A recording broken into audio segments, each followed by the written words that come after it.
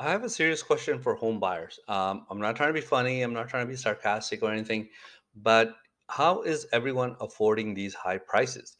Because I'm going to show you guys a couple of charts where the numbers just don't make sense. But the proof is in the data. Like the houses are selling once again, there are lineups outside open houses, multiple offers are back. So they did the stress test of last year and what the rates were last year, and this is the income required for last year. This is the income required for this year compared to the new rates, the new stress test. And you can see here, in pretty much all of them, the income required has actually gone up. Now, if you guys want to see something closer to home, let's say Toronto, for example.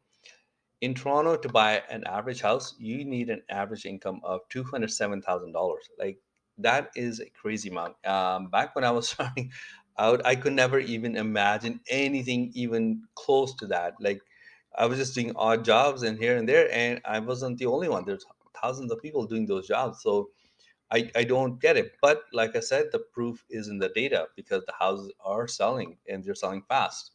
Now, keep in mind, this is scary, the $207,000 income required.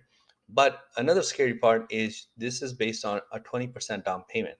Now, how are people saving more than $200,000 and still being able to carry their current house or rental or whatever they are? Like, how is people saving that kind of money?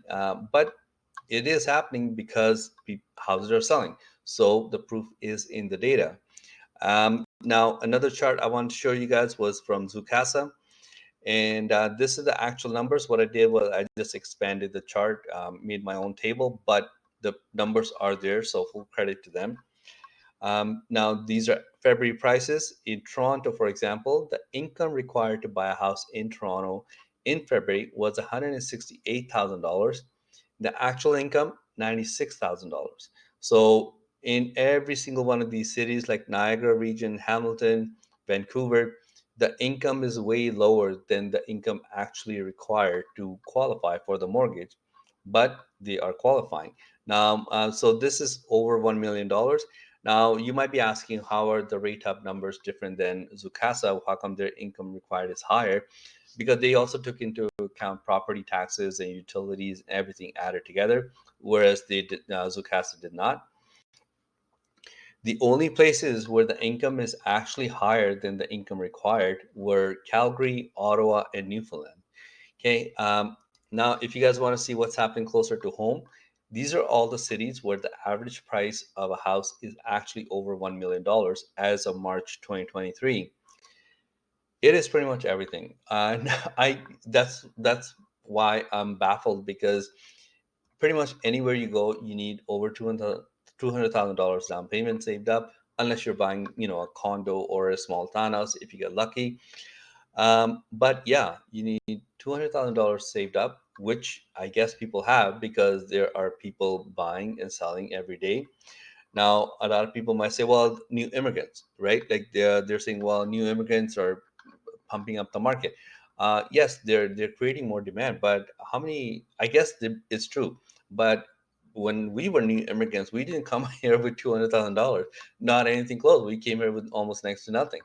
But the like I said, it's just baffling because every single city is over $1 million, and they are selling. They are selling with multiple offers.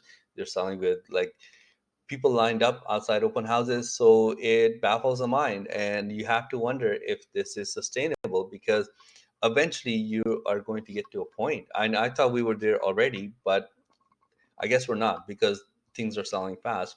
But eventually, it has to get to a point where people just can't afford these houses.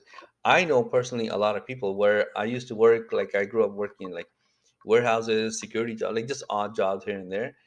There is no way those people that I worked with and back then when I was working, like, oh yeah, I'll just save $200,000. Like, how is that even possible? But like I said, I'm obviously wrong because things are selling. So the proof is in the data.